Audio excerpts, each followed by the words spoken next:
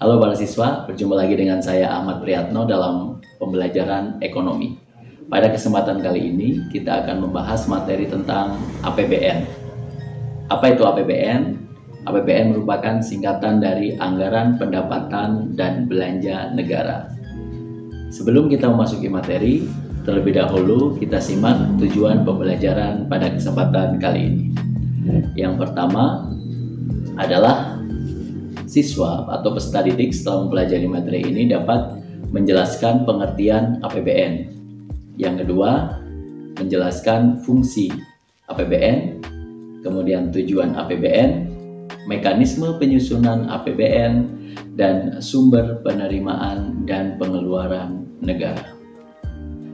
Baik, kita akan memasuki materi yang pertama, yaitu pengertian APBN. APBN merupakan rencana keuangan tahunan pemerintah yang dibahas dengan Dewan Perwakilan Rakyat atau DPR. Di dalamnya berisi daftar rinci tentang apa saja yang akan dilakukan oleh pemerintah selama 1 tahun anggaran. 1 tahun anggaran itu dimulai dari 1 Januari dan berakhir 31 Desember di tahun yang bersangkutan. Itu sejak era reformasi. APBN Indonesia pada masa Orde Baru dimulai dari tanggal 1 April tahun ini dan berakhir 31 Maret tahun selanjutnya.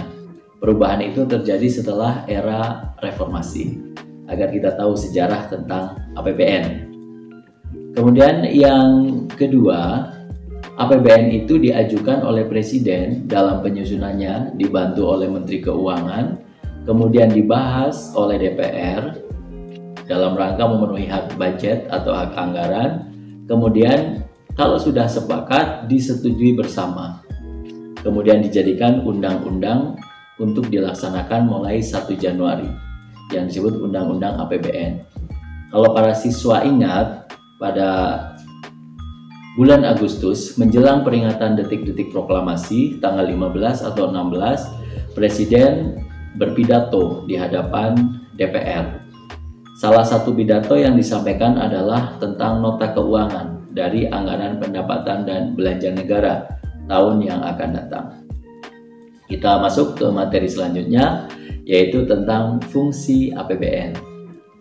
APBN memiliki beberapa fungsi, diantaranya adalah fungsi otoritas atau otorisasi, fungsi pengawasan, fungsi perencanaan, fungsi alokasi, dan fungsi distribusi.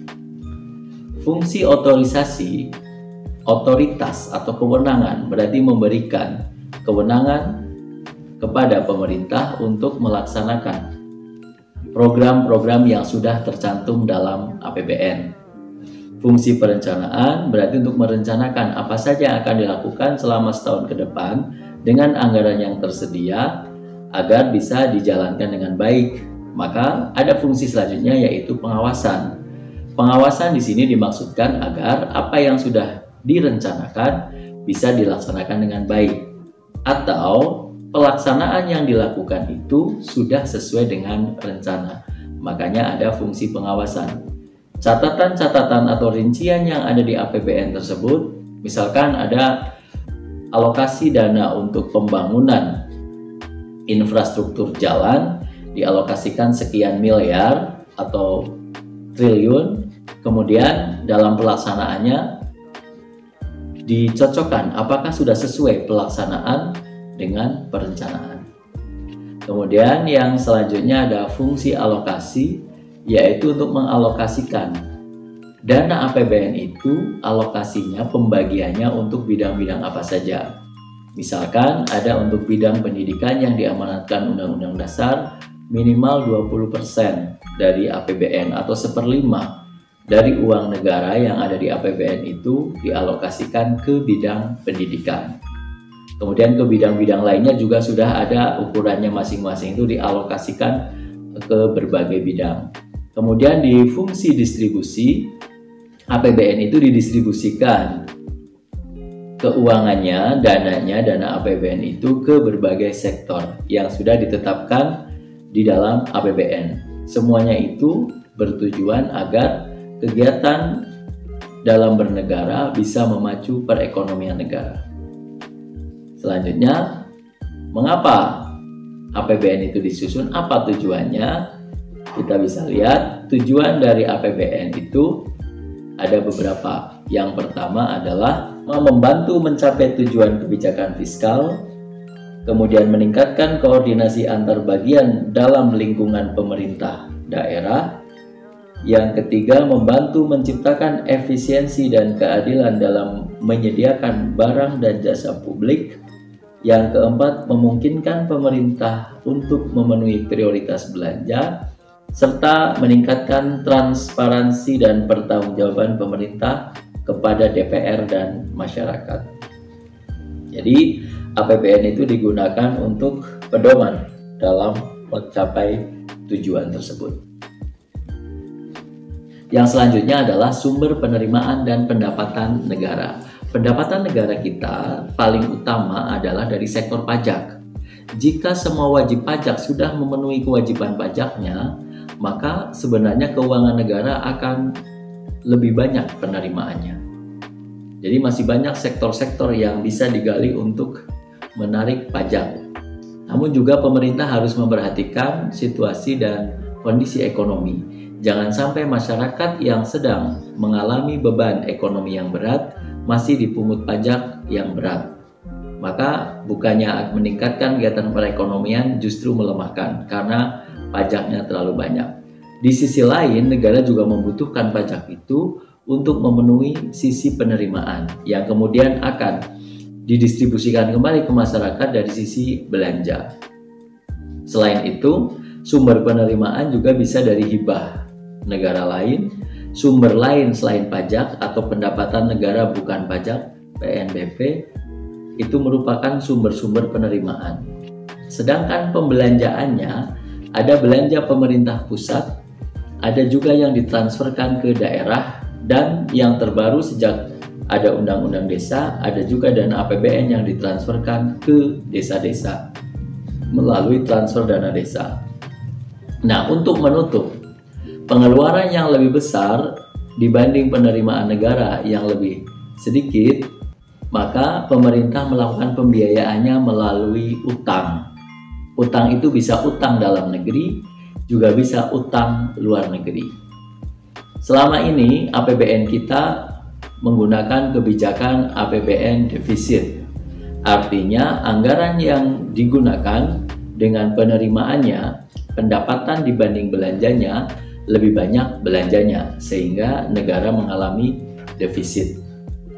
Sebaliknya, jika suatu saat nanti pendapatan kita lebih banyak dibandingkan belanja, maka negara kita APBN-nya surplus. Atau jika pendapatan sama dengan pendapatan sama dengan belanja yang dilakukan, itu namanya seimbang.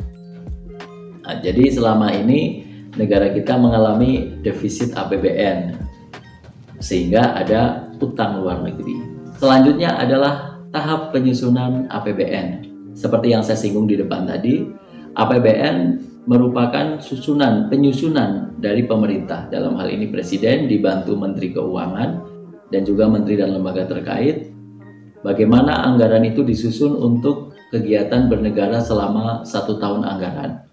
Dimulai dari pidato Presiden kepada DPR pada bulan Agustus. Tentu saja sebelumnya ada proses penyusunan oleh pemerintah sebelum pidato Presiden tersebut. Kemudian masa pembahasan, dan sebelum tahun anggaran yang sedang berjalan berakhir, disahkan atau ditetapkan Undang-Undang APBN untuk tahun selanjutnya. Dan APBN itu akan berlaku mulai 1 Januari di tahun yang akan datang sampai 31 Desember. Selama masa 1 Januari sampai 31 Desember tersebut, ada juga perubahan. Ini yang disebut dengan APBNP. Biasanya terjadi perubahan menyesuaikan situasi dan kondisi ekonomi. Di antaranya adalah harga minyak mentah dunia atau kurs mata uang, dolar terhadap rupiah. Itu yang akan memengaruhi perubahan dari APBN. Sehingga dalam perjalanan 1 tahun tersebut, APBN bisa mengalami perubahan mekanismenya juga dibahas dulu antara pemerintah dengan DPR sehingga muncul APBNP. Demikian tentang penyusunan APBN. Para siswa sekalian mungkin sudah bisa memahami tentang anggaran pendapatan dan belanja negara. Itu uang yang dikelola oleh negara kita dan digunakan dengan tujuan utama adalah sebesar-besar kemakmuran rakyat.